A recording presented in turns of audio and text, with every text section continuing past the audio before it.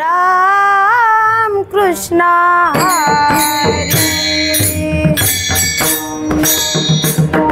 हरी जय जय राम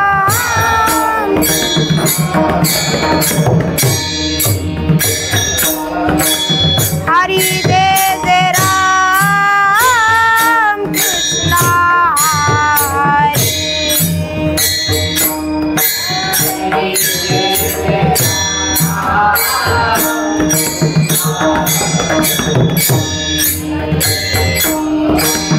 हरि जय जय राम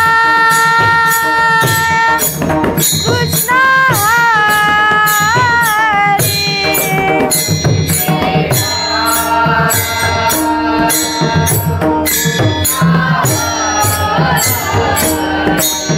हरि जय जय राम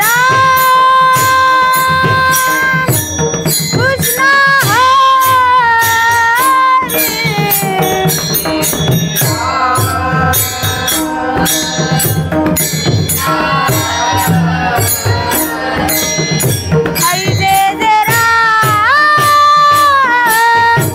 कृष्ण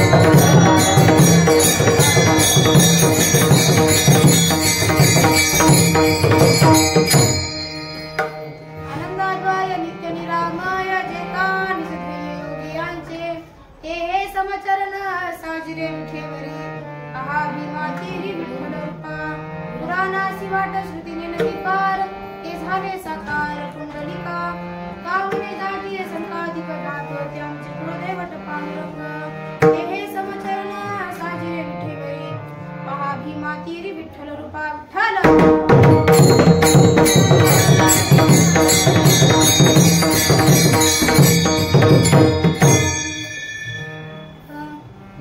प्रस्तुत प्राप्त प्रसंगी कीर्तनरूपी सेवेकरता निवडलेला अभंग जगद्गुरु तुकाराम महाराजांचा असा 4 चरणाचा आहे.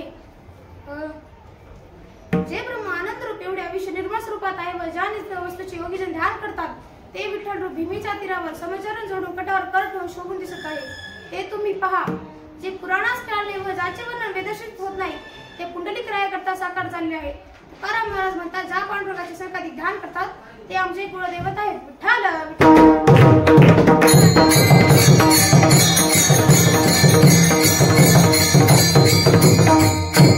वारकऱ्यांचे देव श्री विठ्ठल यांचे वर्णन करणारा तुकोबरायचा अभंग आहे. महाराज पहिल्या चरणात देवाचे 2 लक्षणे सांगतात. पहिलं स्वरूप लक्षण ज्यामध्ये कधीच बदल होत नाही व ज्याचे इंद्रिया गोचरत नाही त्या स्वरूप लक्षण व दुसरे तटस्थ लक्षण ज्यामध्ये नेहमी बदल होत असतो ज्याचे इंद्रिया गोचरतात डोळ्यात दिसते त्यास तटस्थ लक्षण म्हणतात. तुका म्हणे नेत्री केली ओळंघन तटस्थ ते ध्यान विठेवरी. तुकोबराय अजून एक विशेषण वापरतात. विठोबास ठाल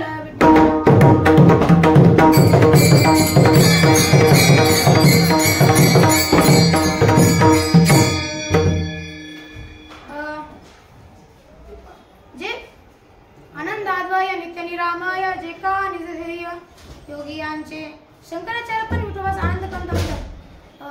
जो आनंदाचा साठा आहे शंकराचार्य त्यास आनंदकंद म्हणतात. महायोग पिटे तटे भीम रत्यम परम पुंडलिकाय दातु मुनिरे समागत्य तिष्ठम तव आनंदकंदम परब्रह्मलिंगम भजे पांडुरंगम. कंद या शब्दाचा अर्थ निव्वळ सरासर असा आहे. ज्याप्रमाणे गुलकंद म्हणजे निव्वळ फलकट गाभा काय नाही तसा विठ्ठल भक्त आनंद स्वरूप आहे.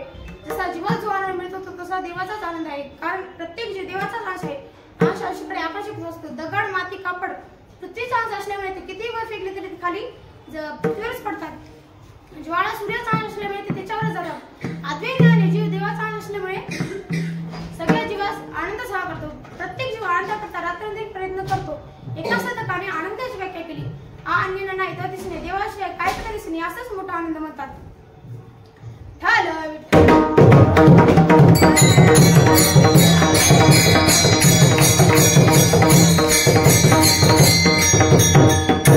विठेवरी नीट आनंदाचा कंद कानाचे छंदे नाम घोषे.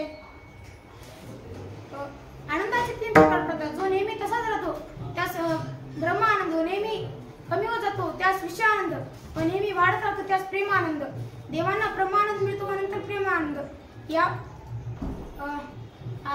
मनुष्यानंदापेक्षा 100 पट आनंद देवगंधर्वास होतो. देवगंधर्वापेक्षा 100 पट आनंद पित्रास होतो. पित्रांपेक्षा 100 पट आनंद आजादेवास होतो. आजादेवापेक्षा 100 पट आनंद कर्मदेवास होतो. कर्मदेवापेक्षा 100 पट आनंद मुख्य देवास होतो. यात 3 येतात. अष्टवस्तू 11 रुद्र 12 आदित्य. ठाल विठ्ठल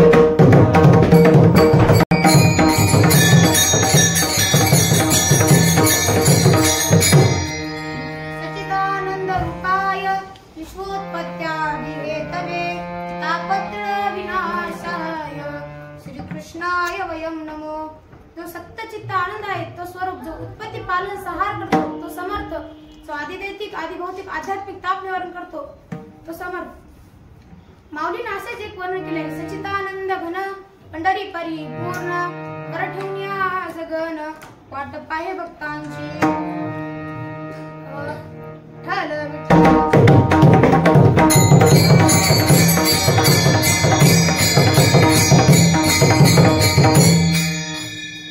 माऊलीने दृष्टांत सांगितला आहे. एकदा भगवान बुद्ध आपल्या अंगुलिमाल राक्षसास भेटण्याकरता गेले होते. तो राक्षस क्रूर होता. लोकांना मारून त्यांच्या करंगळ्या गळ्यात घालायचा. त्याच्यामुळे त्याचे नाव अंगुलिमाल असे पडले होते. तो राक्षस आश्चर्य वाटलं. तो म्हणाला आपण माझ्याकरता कसा भेटण्याकरता आलो. भगवान बुद्ध म्हणाले मला तुमच्याकडे काम आहे. अंगुलिमाल म्हणाला सांगा काय काम आहे. भगवान बुद्ध म्हणाले मला एका या झाडाचे पान तोडून द्या. अंगुलीमाल म्हणाला, महाराज झाड तोडून मागा. भगवान बुद्ध म्हणाले, फक्त पानच पाहिजे. राक्षसाने रागाने ते पान तोडून दिले. भगवान बुद्ध म्हणाले, हे माझे 50 काम संपले. हे जिथे होते तिथे पान डबल जोड. राक्षसाचा चेहरा खाली झाला व म्हणाला, महाराज पान तोडणे सोपे आहे पण जोडणे अवघड आहे.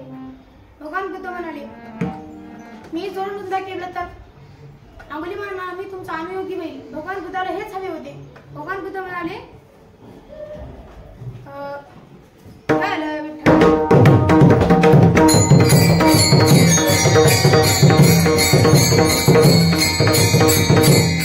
भगवान बुद्धाने आपल्या योग सामर्थ्याने ते पान जिथे होते तिथे जोडले व अंगुलीमाल राक्षस त्यांचा अनुयोगी झाला. तसे जेव्हा देवा जोडली जाते ते कधीच तुटत नाही.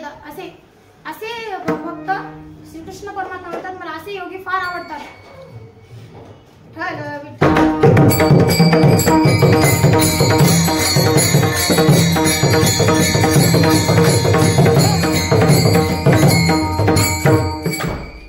एकदा कानोपात्रा आपल्या विठ्ठलास भेटण्याकरता पंढरपूरला गेली.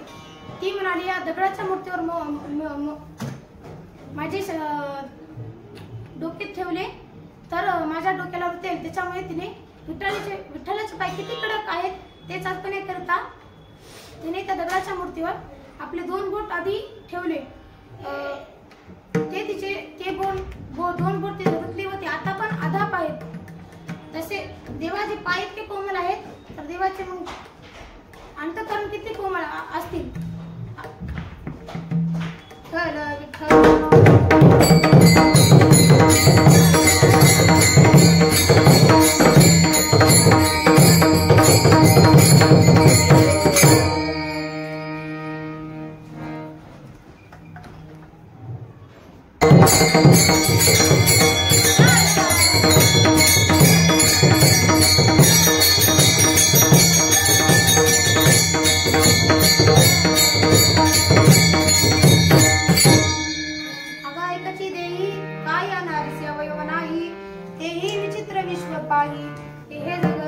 शरीराचा विचार केला तर पोट, छाती, मान, डोके, नाक, कान हे सर्व अवयव वेगळे आहेत पण हृदय एकच आहे. तसं हे विचित्र विश्व एकाच परमात्म्यापासून झाला आहे. लक्षणीय योगी पाहता त्या वास ते दिसे आमास दृष्टी पुढे. योग पुरुष नारायण योगी याचे ब्रह्मशून्य मुक्तात्मा परिपूर्ण तुका म्हणे सगुण भोळ्यामा. जो नारायण वेद पुरुष आहे, गगनाची गवसणी आहे, मुक्तास परिपूर्ण आत्मा आहे, तोच विटेवर उभा आहे. विटेवर ज्याची पावली समान तोची एक दान शूर दाता.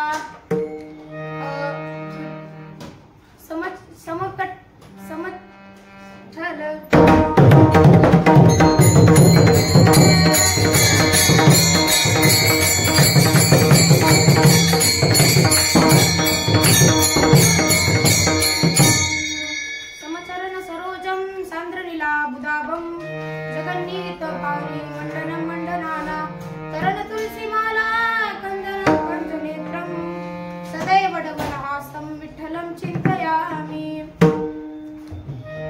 कृष्णाचे पाय वासरी वाजताना वाकडे तेवढे होतात. रामाचे पाय धनुष्यबाण घेताना मागे पडतात व विठ्ठलाचे पाय फक्त सम आहेत. समच पाय जाचे तोची एक दानशूर दाता.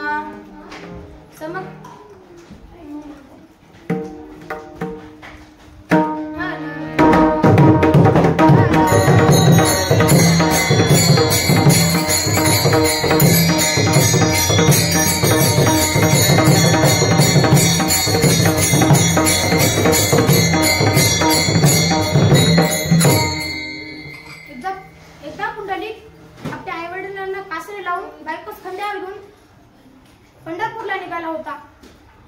त्याने आपल्या बायकोस खंड्यावर घेतले होते. मात्र ज्ञानोबाला म्हणतात, बायकोस खंड्यावर घ्या पण डोक्यावर घेऊ नका.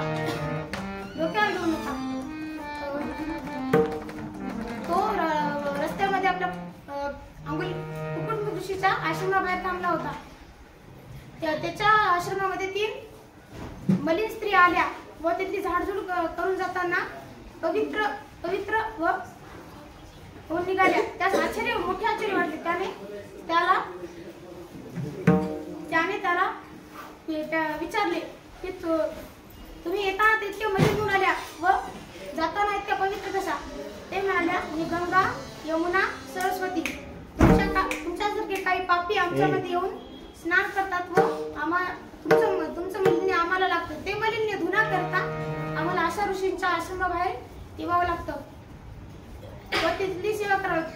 पुंडलिकास पण मोठे आश्चर्य वाटले. त्याने ऋषीच्या आश्रमामध्ये गेला व त्यांना विचारला, तुमच्याकडे इतके मोठमोठाले तीर्थ येतात पवित्र होण्याकरता, तुमच्याकडे असं काय सामर्थ्य आहे? ते म्हणाले, निजधामाने आपला संस्कार करतो. आपल्या कोणत्याही तीर्थास न जाता आपल्या आईवडिलांनाच मोठे तीर्थ मानून त्यांची मनोभावी सेवा करतो. त्याच्यामुळे माझ्याकडे इतके सामर्थ्य आहे. पुंडलिक म्हणाले, एकदा मग म्हणतात, पंढरपूरला विठीवर कोणाचे आले? ते झाले साकार पुंडलिका.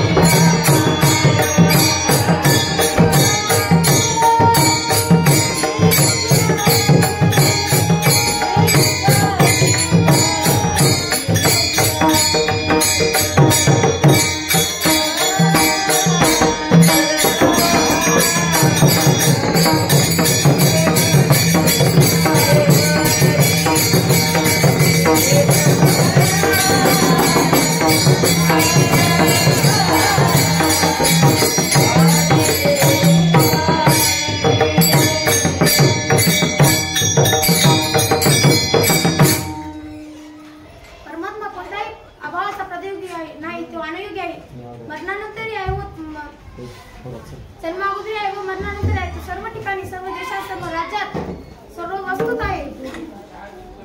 वस्तूत आहे.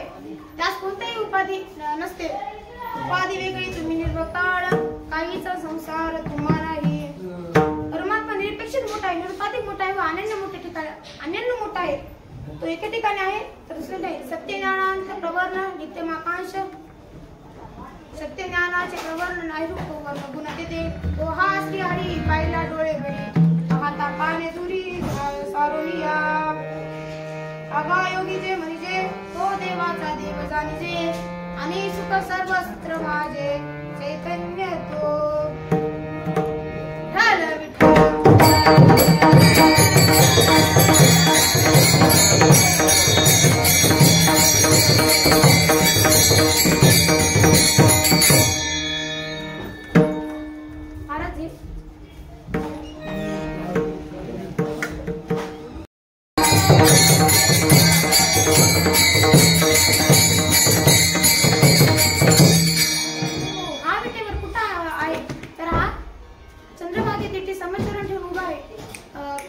भागवता देवाचे 24 अवतार सांगले. त्यातील अंबरीशी करता घेतलेले 10 अवतार, पण त्यातील सुंदर शोभायमान फक्त राम कृष्ण विठ्ठल आहे. सुंदर ते ध्यान कौशल्याच्या अंगी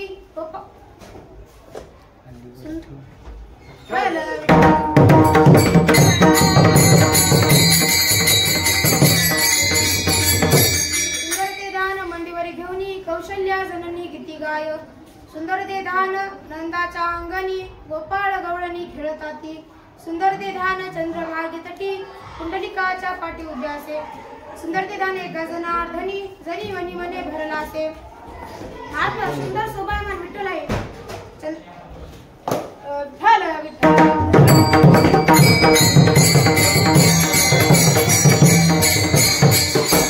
एकुणती पाहे तव चतुर्भुज दिसे परी सुंदर रूप देते नाही क्षीरसागरी पाहे तव अव्यक्ती दिसे परी सुंदर रूप देते नाही हृदय पाहे तव पाताळी चरण परी सुंदर रूप देते नाही नामा मने सर्व गुण संपन्न पंढरीये उभा शोभित असे महाराज म्हणतात हा विठ्ठल कोणा करता आला तर ते झाले साकार पुंडलिका आनंदाद्वय नित्य निरामय जे कान योगी यांचे ते हे समचरण साजिरे विठेवरी आहा भीमा तिरी विठ्ठल रूप पुराणासी वाट श्रुती निर्विकार ते झाले साकार पुंडलिका विठ्ठल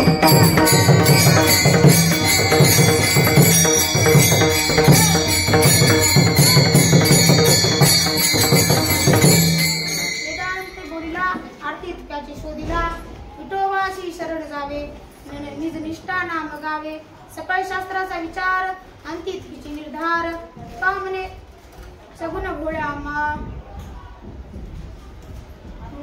महाराज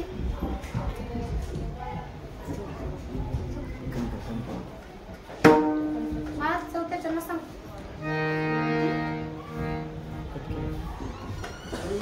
मने जाचे संत दिक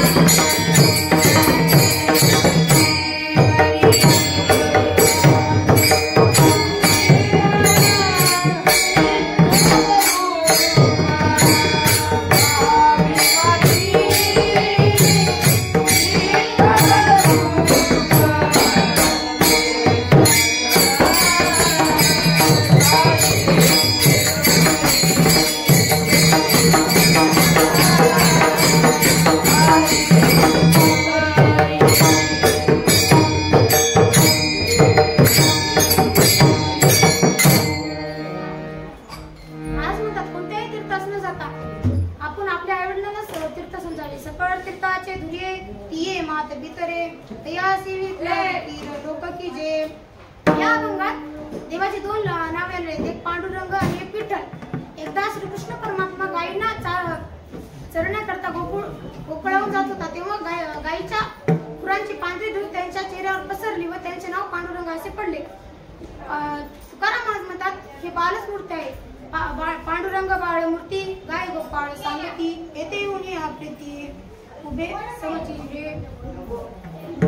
पार कुमार.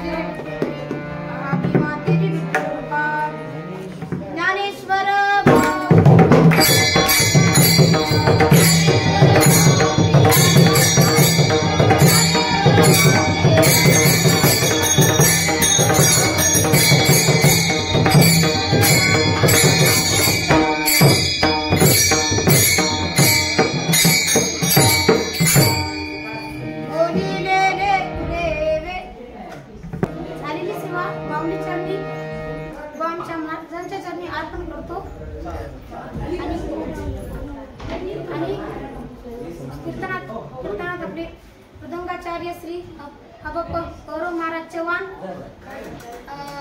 गायनाचार्य रोहन महाराज चव्हाण व श्रीकांत महाराज वानखेडे, श्री महालक्ष्मी नारायण आध्यात्मिक पारंपरिक शिक्षण संस्था या संस्थेतला मी एक विद्यार्थी. इथे मला कीर्तन करण्याची सेवा मिळाली. आमच्या महाराजांचे खूप खूप आभार. जय विठ्ठल जय जय.